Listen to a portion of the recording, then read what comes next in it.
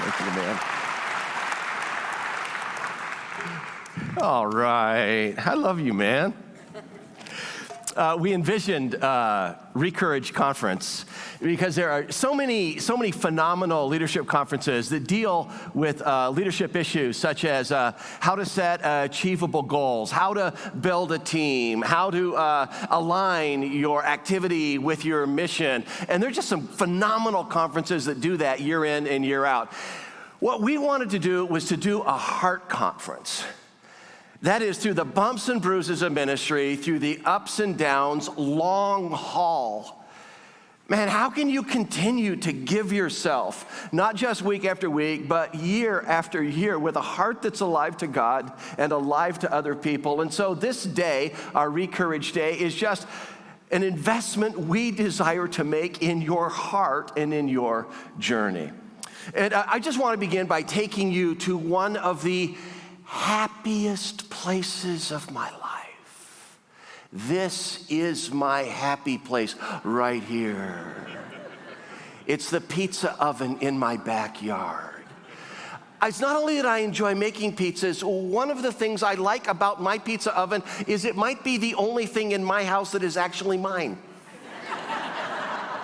We've been married for like 40 years. I am convinced that the house belongs to Chris and everything in it, but maybe the pizza oven and the fire pit are mine. And then we got these grandkids, and they're just reinforcing the whole deal. We're gonna go to Grandma's house. I go, I live here too, and I paid for it. Not relevant, but it's important to mention. But one of the reasons we like the pizza oven is just it slows down an evening meal. We've got 3 kids that live in Grand Rapids area, their spouses, 5 grandkids. So every once in a while during the summer, the 13 of us are there. And instead of just sitting down at a meal, chowing down, 15 minutes later, everyone's running off, we just bake like one pizza at a time, and then nibble away at that one, and then make the next one. And so what do you want on the first pizza? We're like, just pepperoni. What do you want on the next pizza? Just vegetable pizza. Okay, that's wrong, but if we have to, you know. And then the next pizza, and, just sausage, a mushroom, an onion, and then the 5-year-old granddaughters, pickles and pineapple. Okay, there you go, but the little firebox in the back of the pizza oven is fairly small, and you have to start it like 30 minutes in advance, because it's not just the air temperature, it's to get the bricks, the tiles up to temperature. It's like 700 degrees, and it'll cook a pizza like in 2 minutes. But over the course of a slow evening of 90 minutes or a couple hours of making pizzas, the fire dies out, and you have to get it going again, and the fire dies out. You have to keep the temperature up.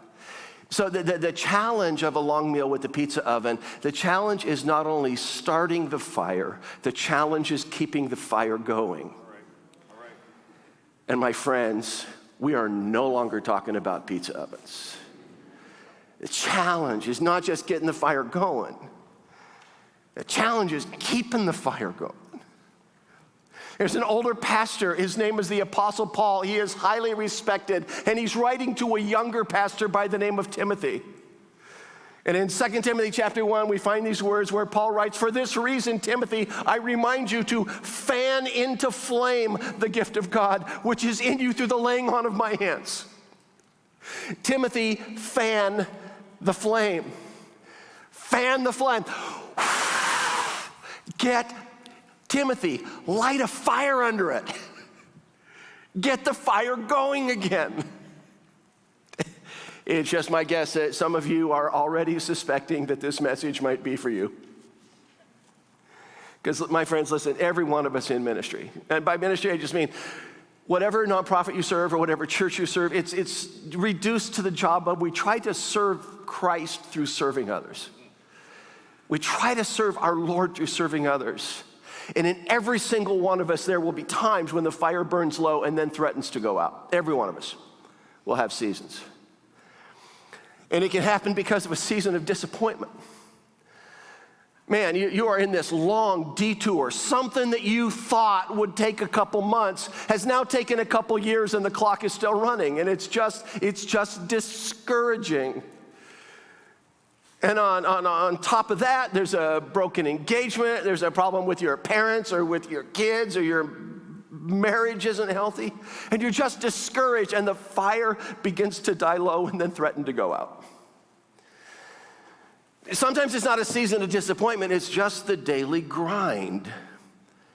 Because so much of our effectiveness depends on bringing ourselves again and again and again and again and again, often to the same tasks and often in the same way. You can feel like Bill Murray in Groundhog Day, where every day feels like the same day. It's just the grind, day after day, month after month, year after year, over and over. And the fire, over time, the fire begins to die down and then threaten to go out.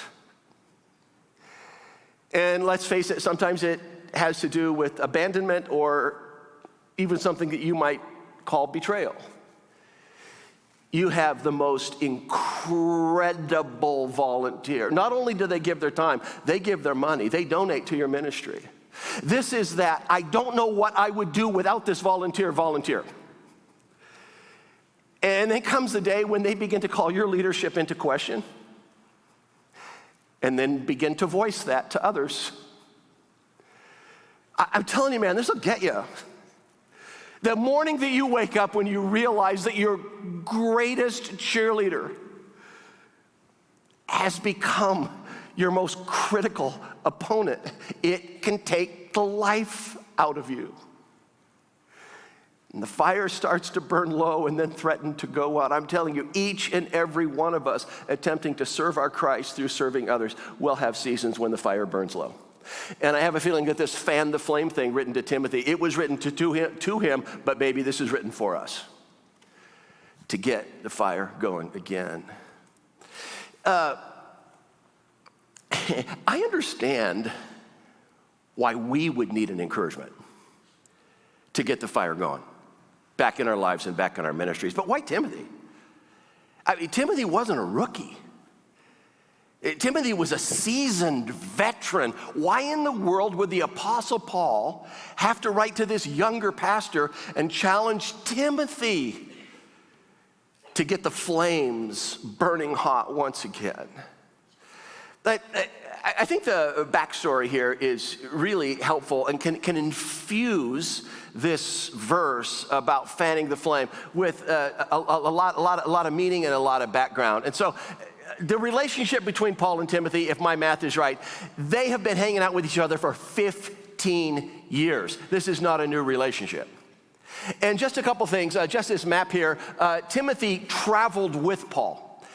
In Acts chapter 16, you would see Timothy joining what we call the second missionary journey. He travels with Paul to Philippi. That's the place where Paul and Silas get beaten up. You know the story where they're singing hymns at midnight to God, even with swollen and bleeding backs? Timothy witnesses that in Philippi. He goes to Thessalonica, where a riot breaks out. He's with Paul for a year and a half in Corinth, and then later in Ephesus. Mile after mile, meal after meal. Timothy received a master class in how to present Jesus in different contexts and to different cultures and in different cities. Meal after meal, where Timothy hears Paul consult with leaders of the Jesus community. It is a masterclass in evangelism, discipleship, and church formation. Timothy traveled with Paul extensively. But he's not just an observer. In addition to traveling with Paul, he's deployed by Paul. Paul starts saying, hey, I got a job for you. So the deployment, roughly, these are rough dates, Thessalonica around 50 AD, Corinth around 57, Philippi around 62, Ephesus around 63. It seems to me like Timothy is Paul's go-to guy.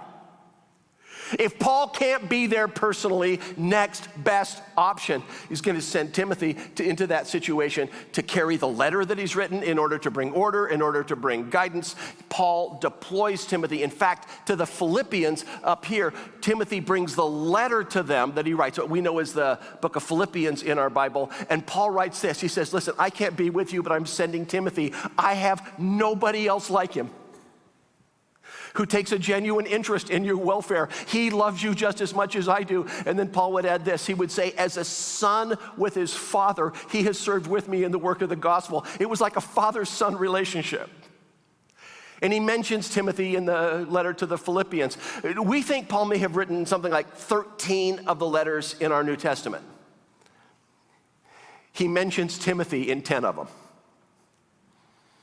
Timothy gets a shout out in 10 of the 13 letters. And I just have a question, and the question is this.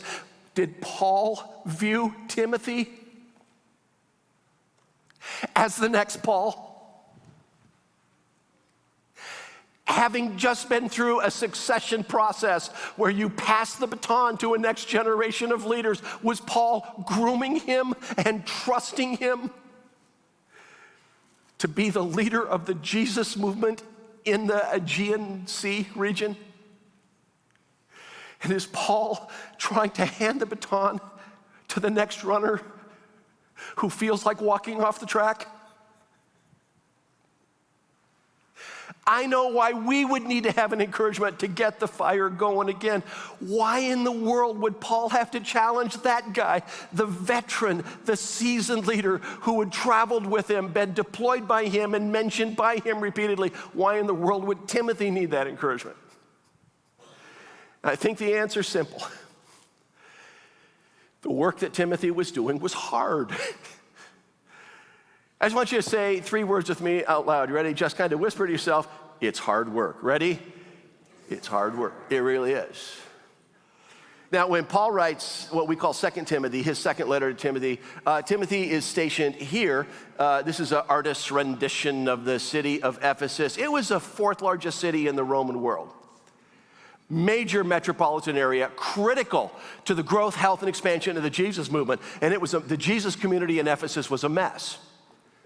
See, here at Ada Bible Church, East Paris, this is a room, I don't know, maybe 700 seats or something like that. When you have teaching in a room like this, it's a controlled setting. Meaning like whoever's teaching, if they say something that's super flaky theologically, there's seasoned men and women of God out there who've spent their lives in the Bible going, what? I don't find that in the Bible. People who've been to Bible college, some people who've been to seminary. At Timothy's context, there's not a 700-seat auditorium.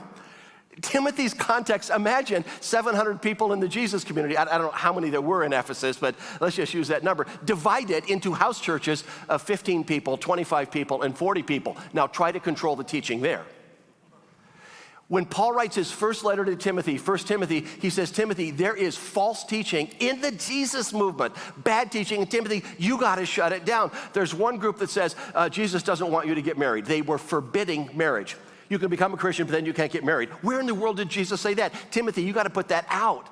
There was another group that said, if you become a Christian, a follower of Christ, these are the foods you can eat, these are the foods you can't eat. And it's kind of like, where are they coming up with that in the teaching of Jesus? Here's the deal. Timothy not only had the responsibility of bringing good teaching, he had the responsibility of undoing bad teaching. I think he felt like a guy running around with a fire extinguisher.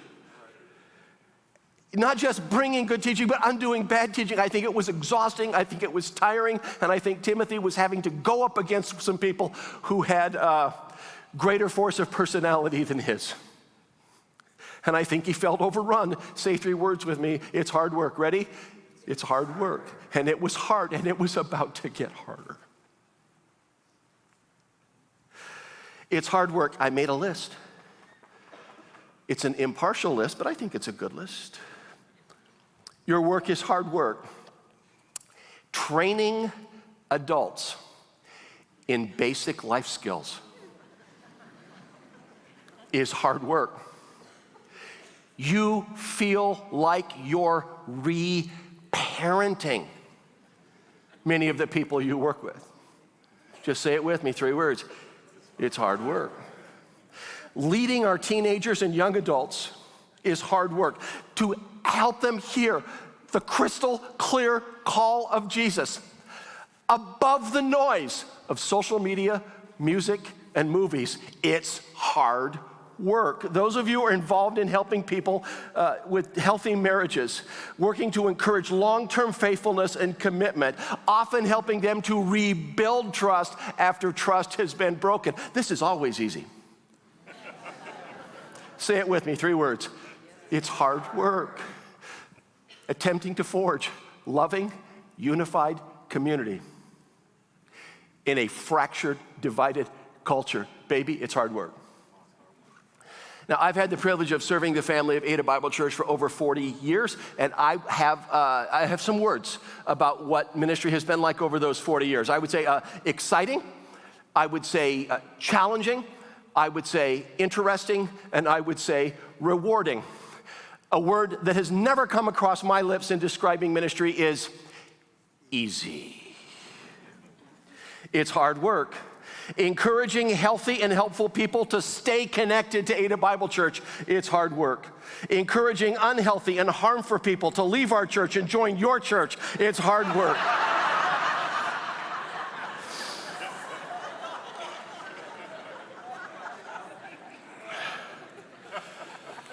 I wish we only sent the healthy ones your way.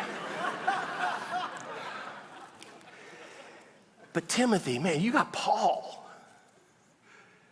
Timothy, you got the Apostle Paul in your life to encourage you and to advise you and to counsel you. Not long he didn't. 2 Timothy gives to us the last recorded words of the Apostle Paul. Nero's persecution in Rome, Paul is swept up in that persecution, and he believes that he will be facing the executioner's sword very soon. Chapter 4 of 2 Timothy is where he breaks the news. He said, the time of my departure is now at hand. I'm ready to be poured out like an offering to God. It's where he drops those lines. I have fought the good fight. I've finished the race. I've kept the faith.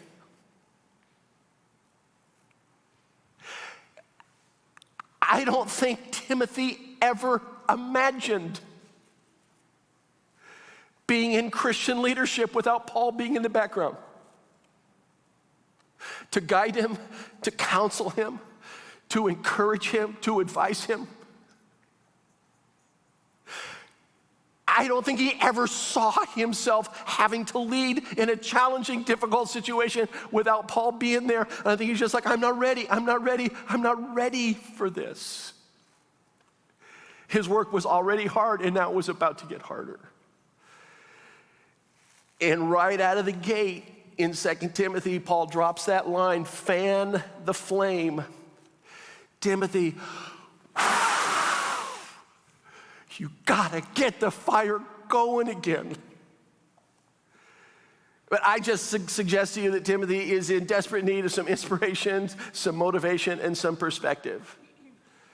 And so right after that, 2 Timothy chapter 1, verse 6, where he says, fan the flame, get that flame going, light a fire under it, get that fire going again. He gives Timothy 2 reminders.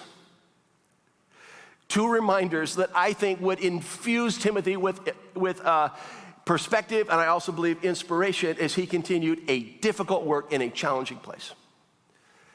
And the first reminder he gives him had to do with the presence of the Spirit. Can you say those words with me? Ready? The presence of the Spirit. That's what Paul writes in verse 7. He says, for the Spirit God gave us does not make us timid. We're talking about fear here. But gives us 3 things: power, love, and of self-discipline. He said, Timothy, when you came to know Jesus and when you were appointed for ministry, you received an endowment of the Spirit of God. That Spirit of God should not lead to fear, but of power and of love, of self-discipline. Or the old King James Version, Spirit is not a spirit of fear, but of 3 things: power, love, and of sound mind. I think Timothy is dealing with fear. Well, what's the guy afraid of? I can tell you some things that I might be afraid of. I think he's afraid he's going to lose Paul. I think he's afraid that if he loses Paul, he won't have whatever it takes to lead this Jesus community in Ephesus. He might be afraid that some of the false teachers that he's supposed to quiet have more forceful personalities than his, and he's just going to get run over. And Paul, a leader of Christianity, has been arrested and is heading toward execution. Another fear might be, am I next? Are they going to come after me next? And Paul's like, going, Timothy, get the fire going, because that fear does not come from God. That fear is not from God. My friends, fear will prevent you from fulfilling your most critical tasks in your most important roles. Fear can paralyze you from fulfilling your most important tasks in your most important roles. Fear will prevent you from having courageous conversations that you really do need to have. Someone, a volunteer or someone on your team or in your staff, you just need to, and their attitude is like eroding morale in a department. And say, well, why haven't you had coffee with her to let her know what she's doing? Because she scares me. And Paul's going, yeah, that fear, I don't think that's from God. By the way, just an aside here, it's been noted that culture, building a culture within a ministry, culture is shaped by what you celebrate and by what you tolerate. Culture is shaped by what you celebrate and by what you tolerate, which means that it would be normal and natural as you're attempting to shape culture in your organization to have the same kind of courageous conversation over and over and over and over. When someone goes off and just says, why is he always late? He's always late for everything. Just going, hey, we don't do that here. Do what here? Show up late? No. We talk to people before we talk about people. What do you celebrate and what do you tolerate? And if you're attempting to shape a culture, it can take 2 to 3 years of conversations like that for people to get that. If people scare you, it's much, much harder to have those needed conversations. Listen, it is a ministry task to have challenging conversations. If you're trying to reshape a culture, you get more of those challenging conversations. Fear will prevent you from your most critical tasks in your most important roles in your ministry. And Paul's just going like that fear does not come from God. Has not, the spirit that we have been given is not a spirit of fear, but it's 3 things: power, love, and of a sound mind. So let me just say something about each of these real quick so we can get our brains around what Paul was talking about here with Timothy. He says the Spirit of God is a spirit of power. First of all, based on the ministry and the servanthood of Jesus, I don't think he's talking about power over people. Of all that could be absorbed in that concept of the spirit of power, I think one of the things is daily strength for daily tasks. What if you have an infusion of the Spirit and you're not tapping into it, His strength for your work? A daily confession: I just feel weak today. I need a power. Please, God, not remove my weakness. Can you please show your power through my weakness and in and around my weakness? Please be at work in spite of my weakness. But one of the things I think that power means is just daily strength for daily tasks. I need to give you a caution here. I can't prove this, but I really believe it's true. And that is, I don't think God has promised to give you strength for everything you happen to be piling on your plate. I think He intends to strengthen you for the work He's calling you to do. If I am chronically overcommitted, and if part of that overcommitment is my desperate need to be needed, I don't think the promise here is, it doesn't matter what you add to your calendar, it doesn't matter what you pick up that you shouldn't, God will give you strength. I don't know that He's promised that. I think what He desires to do is give you strength for the responsibilities that He has called you to.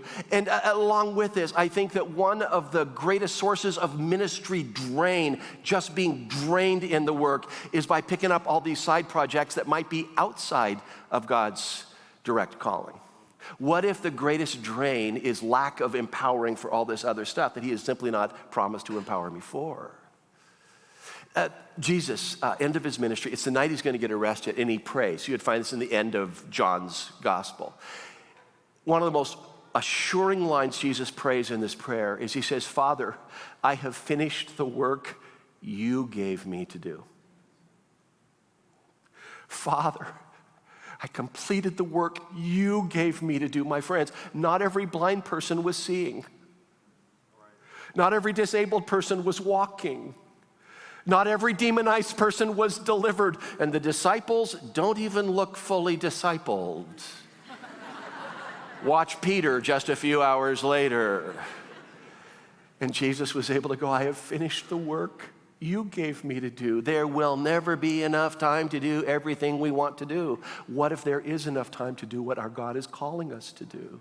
Power, daily strength for our daily tasks. This love. Love is less about how you feel about people and more about activity of self-giving. You just give yourself away again and again and again. And just from my perspective, it would be a whole lot easier for me to love people if they only did a better job at being more lovable. I think the kind of love that is being described here is being able to give yourself to people you don't even like. This is not something the Spirit of God will do for you. This is something the Spirit of God desires to do in you and to do through you. And when you are encountering that person again and you just sense this is a person that you need to pour into, what if that love, that spirit of self-giving comes from the Father through the cross? And I just know, even when I talk about self-giving, you giving of yourself, some of you just go, Jeff, Manion, I am so out of gas. I got nothing. I'm just on empty. It's possible that the first step toward getting that fire burning again is getting reacquainted with God's love for you and resting in that love. The heart of this thing that's called the gospel is that I am more messed up than I can even imagine. And I am more loved than I will ever know. And I just have to come back again and again and again and again when I see that Jesus came and gave up his life for me, that I'm infinitely loved, I'm infinitely treasured, and I'm infinitely secure. Have that be step one. Resting in God's love for you. Is it any wonder that in Ephesians chapter 3, it's like you get Ephesians 6 chapters and the first 3 chapters, there's no commandments. It's just, there's no direct, it's just like, remember who you are, remember who you are, remember who you are. Then the end of chapter 3, and then you have a direction tsunami. Let those of you who have been stealing, steal no more. Put away falsehood and speak truthfully to your neighbor. Written to church people. Husbands, love your wives. Wives, respect your husbands. That's all chapters 4, 5, and 6. Chapters 1, 2, and 3. Remember who you are, remember who you are, remember who you are. And it ends with Paul's prayer. And Paul prays this. He says, I just want you to know the love of God for you. It gets dimensional. It's like this is how wide it is and how long it is and how high it is and how deep it is. He wants them to know how much God loves them. If the fire is like almost out and you're drained and you go, Jeff, loving other people, pouring myself out, giving myself, there's nothing left. Maybe step 1 is getting reacquainted in God's deep, unfailing affection for you. Just from my experience, if I feel unloved, or worse, if you feel unlovable, it's just super hard to give yourself to other people in any meaningful way. Timothy, God has not given you a spirit of fear. He's given you a spirit of power, daily strength for daily tasks, giving you a spirit of love to allow you to give yourself to people you don't even like. And the last one is sound mind. I know in the New International Version that I usually preach out of, it says self-discipline, but it's not, I'm going to do sit-ups every day. That's not what that means, right? Self-discipline. It really is, it's about a disciplined mind. It's about clear thinking. Because this is what happens, my friends, when we're living in fear, like a hamster on a hamster wheel, we get caught in the what ifs. What if that person gets appointed to the board? What if I don't get that promotion? What if that key volunteer leaves? What if that person is actually saying what I think they're saying? And it's just round and round and round we go, and we stop thinking clearly. What happens is we lose our objectivity when we're living in fear. Small problems feel insurmountable, and huge things that should be on our radar, we don't even see them. That's what can happen when we're living in fear. We lose our perspective. We lose our objectivity. Small things become huge. Huge things we miss. And so this Timothy, listen to me. God, the Spirit in you, is going to give you a sound mind, clear thinking. Ada Bible Church shut down for a season during COVID, as I think almost all of our churches shut down during COVID. When we opened back up some months later, not everybody who was with us before came back. Is our story unique? See, people in the habit of going to church, and they get in the habit of not going to church. And in addition to that, there were leadership decisions made during COVID that not everybody was on board with. And so we lost people for a philosophical or directional reasons. So we used to have to say, hey, before the service starts today, if we could only ask you to slide in to make room for new guests. We didn't need to say that anymore when we returned from COVID. I would be standing speaking, and I would see sections of the room that were empty that used to be full. Sitting in my basement, a little study cove I have down in my basement. And I wrote this on a little stickum. I wrote a note to myself. And the note said this: don't focus on filling the chairs. Focus on filling the people. And let God fill the chairs when and if He pleases. I don't think that thought was from me. But if in that moment where fear was not driving me, I was able to have a clearness of mind and from the Spirit just go, Jeff, let it go. Don't focus on filling the chairs. Focus on filling the people. Let God fill the chairs when He wants to. My friends, you know what we're talking about? We're talking about freedom there. So Paul gives Timothy two reminders. Reminder number one had to do with the presence of the Spirit. Reminder number two has to do with the power of the message. And what Paul does now is he gushes. It's like he goes on this riff about Jesus coming and what that means. And it's like this compound, complex, run-on sentence. I just think he's gushing here. And so I'm going to read this fast, and it's going to feel like a rush because I want you to experience it in a rush, okay? Timothy, never forget, He saved us. He rescued us. He called us to a holy life, not because of anything we've done, but because of His own purpose and grace. Now that grace, that was given us in Christ Jesus even before the beginning of time, but is now become known, revealed through the appearing of our Savior, our rescuer, Jesus Christ, who has abolished death and brought life and immortality to light through the gospel. He is the rescuer, Timothy. He is the death destroyer. He is the life giver. And he goes on from there to say, that's why I was appointed a preacher, an apostle, and a teacher. That's why I'm suffering as I am, and I want to invite you into this suffering. Timothy, never forget the power of the message. He saved us. He called us, not because we were good. God doesn't love us because we're good. He loves us because He's good. Timothy, I'm suffering because of this, and it is a message worth suffering for. My friends, every once in a while, we need to be reminded of the power of the message we profess. And the reason we need a reminder from time to time is that other Christians can become problematic. Looking at Christianity through a certain lens, church fights that don't heal, Yet another revelation of another moral failure of another Christian leader. I'm telling you, just Christians behaving badly.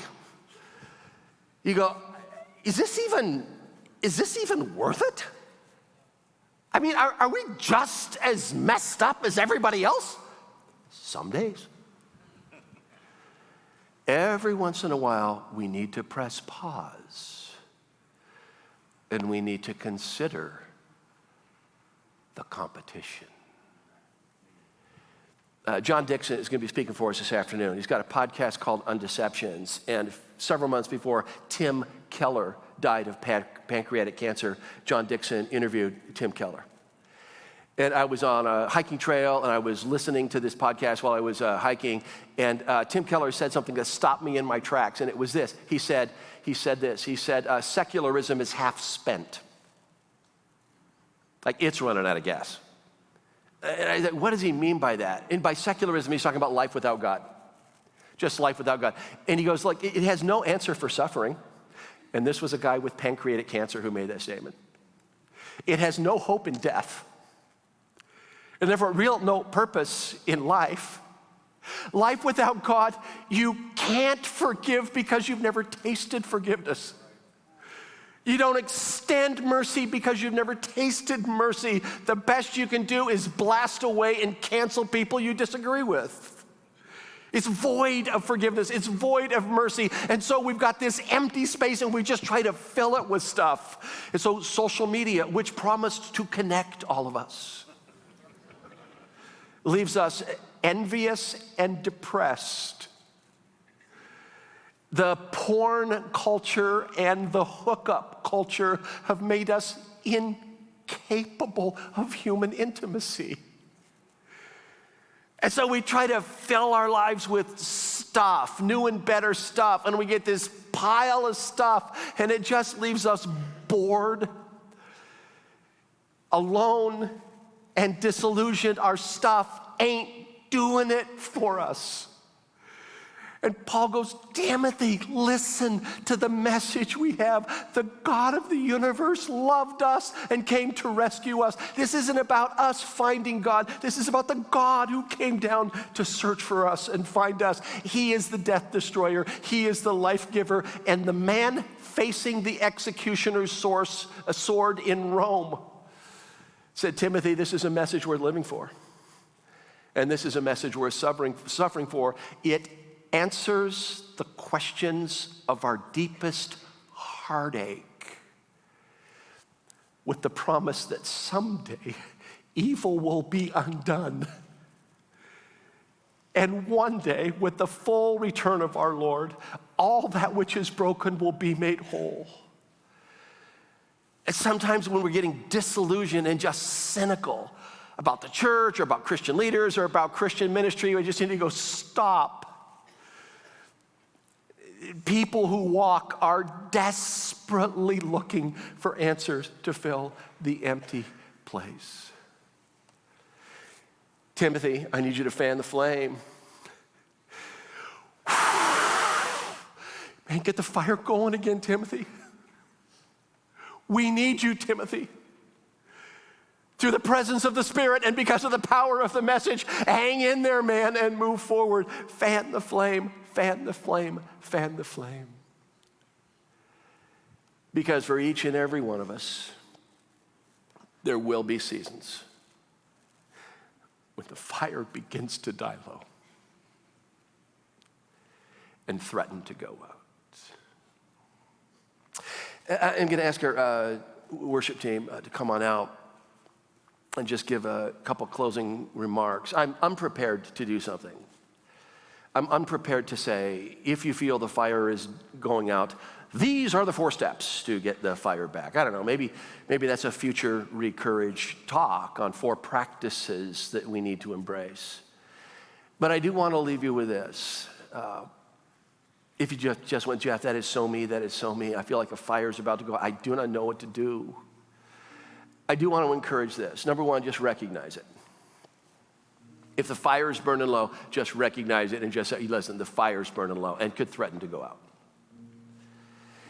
Second thing, though, I think could be really, really healthy, and that is to seek out a seasoned Christian, a man or woman of God who has seen the good, the bad, and the ugly over time and is still in the race and has a vibrant faith. And it's not out of naivety. And it's not out of some utopian idea. They've seen the good and the bad and the ugly. They've been bruised by ministry. They've seen the ups and downs, and they're still in the game, and they still love the Lord. Seek out that person and just say to this man or woman of God, I feel like the flame in me is burning low and might go out. What do I do? And they might not know. They might say, these are some practices that I have committed myself to. These are some things that I remember in these times when my flame begins to burn low. But even if they don't have an answer on the tip of their tongue, now you've invited somebody else in the journey. And you're not alone. And it is so much easier and it is healthier to get that fire going again when you do it in community of at least another person. You invite someone to walk with you toward restoring the flame in your life. It is our hope today that if the flame is dying low and threatening to go out, that today might be some oxygen to get that fire going once again.